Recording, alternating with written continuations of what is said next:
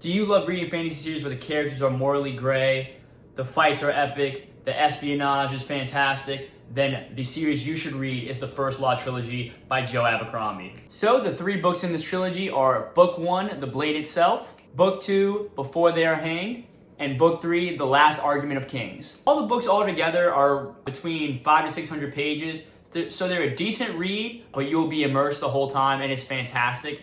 So we're gonna go ahead and get started on what the story is. So the story of the First Law Trilogy revolves around, as I mentioned in the beginning, morally gray characters where no one is really right in what they do and no character is really good.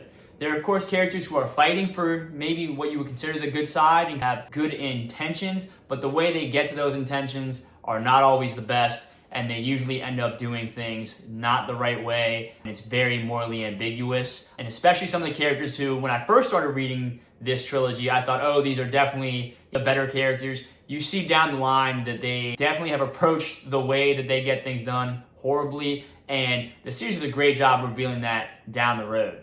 So some of the archetypes you'll run into when reading the First Law Trilogy is you'll run into kind of the characters of Logan Ninefingers, who's a brutal barbarian who's from the north and who is a weathered veteran and hates combat and he hates fighting, but unfortunately he finds himself in situations where he has to. And there's also this secret part of him that he doesn't know himself very well, but many around the north fear, and that is his alter ego, the Bloody Nine. And it goes into depth about who this character is, but pretty much Logan is a very skilled warrior, but when this alter ego takes over, the Bloody Nine, he becomes a ruthless killer and sees nothing but destruction and leaves nothing in his wake. So that's kind of the first character. So the second character you'll meet is Giselle Dan Luthar, and he is kind of a noble character. He's a younger one than Logan Ninefingers, and he's been raised in this really beautiful city and is an officer and has been given everything. And his journey starts as training for a fencing competition and how he learns what hard work means rather than the kind of cushy lifestyle he lives. And that's kind of the beginning of his character arc, is learning and understanding what it means to not have everything just given to you in life. And then as he grows in that regard, more things happen, of course, down the line, but that's kind of what you'll get first. And that's the character that you'll kind of see grow, is that you'll see that of him saying, oh, well, everything's given to me, life is so hard, oh, blah, blah, blah, to where he actually now begins to have to work for things, and he realizes how hard life can really get, especially when you are outside of the city you were raised in. The third character is probably a fan favorite, and that is Glokta. And Glokta is an inquisitor, which in this world is that he is a torturer. And what Glokta was, he was this esteemed captain or general, I believe, I can't remember which one, in the city that I mentioned prior, Dan Luthar, that he had grew up in. And what he is now is he was captured and he was tortured and he was put through 2 years of agony. And now what he does is he runs the Inquisition, which is like a secret police for the current city he's in. So he took everything that he had learned from being tortured in when he was captured, and now he used that for the king's purpose. So this is just another example of getting things the unjust way. And Glokta, besides just being a torturer, is the reason he's a fan favorite is because of his wit and his sarcasm. He is the reason why I laugh out loud constantly in this book. There are many things that he says, and especially his inner monologue is one of my favorite portions of reading this book. So definitely a lot of people will love Glokta. And if you are a fan of more satirical characters and self-loathing and, oh, pity is me, but I'm going to take that out, you will love Glokta. So now that I've just gone over the characters, I want to go ahead and tell you guys that this book series is really about the characters.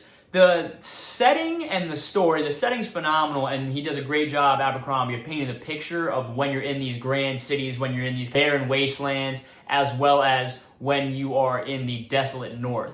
But the story itself, it wasn't the thing I really fell in love with about these books, and Abercrombie himself even admits to being a much more character-driven and character-focused writer. So you'll be really in touch with the characters rather than the overarching story. The story itself takes different place throughout the different settings in the book, that being that there's a war in the north that is going on, and there's this king who's going to potentially try to capture the main city in the story. And there's also this war going on in the south with a bunch of different magical elements happening.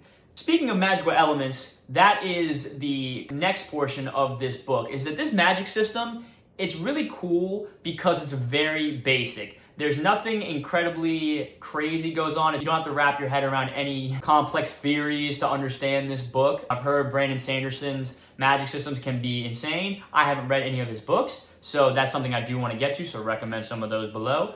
But you don't have to understand anything crazy to really understand and grasp the magic system in this book. As you're getting to know these characters, and you will find why Abercrombie is a fan favorite in the grimdark fantasy world, and that's because of the humor and the dialogue that his characters have. It is phenomenal, and once again, I mentioned laughing out loud previously. You will do it all the time in this book, and you will also go through some really hard moments that these characters go through.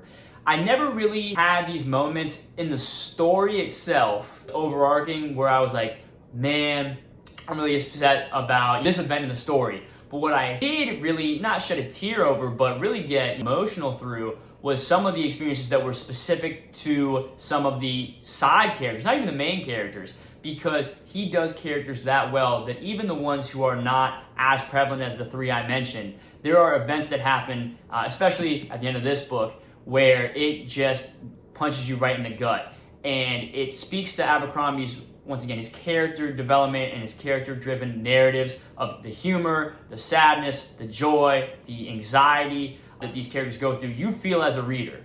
I spoke about some of the epic fights that you will see throughout this series, and let me tell you, there are no shortage of fights. There are no shortage of bloody and gory scenes throughout this book. And especially when you get to the end of this series, which the last argument of Kings is book 3, you will see everything that has been building up. And of course, everybody thinks, oh yes, it's a trilogy. Of course, when you get to the end, you will see the big buildup. But there is not a part, I think after page 100 in this book, where there's not something constantly happening. There's either a twist, a turn, a battle, a one-on-one duel going on. There is always something that is happening, especially at the end of this series. The action never lulls, which is interesting because I've heard people say book 1 is a slow burn, and I can see that now after getting through the third book, is that the first 2 books really set up the third. And of course, once again, it's a fantasy trilogy. What else are you going to expect? But it's insane the amount of action and the amount of pacing that this book picks up in. It is phenomenal, and I think everybody, if you're reading First Law Trilogy and you're like, oh, well, the first one, second one, kind of a slow burn. If you get to the third one, my God, it picks up insanely fast. So who are these 3 books for? Who's this series for? I think this series is for everybody, and I think it's for the individuals who love fantasy novels and don't really want a whole grandiose going from start to finish journey in the sense of Lord of the Rings. Definitely it's a lot darker than Lord of the Rings, and once again, it's not as story driven, it's much more character driven, so you really get to know and love these characters. Once again, some of the best ones, Logan Ninefingers, Glocta, they are my 2 favorites. Giselle I like, but his story didn't really relate with me as much. And I also enjoyed really the Northmen, who are Logan's associates. I grew to love them throughout the story, and they're some of my favorite characters, and some of my favorite events in this series happen with the Northmen and Logan's band of crewmates. So with that, I highly recommend this series. It's a 5-star, and I think everybody should read this book. Go ahead and tell me what other grimdark fantasy series there are. This is my first one, so please leave a comment down below.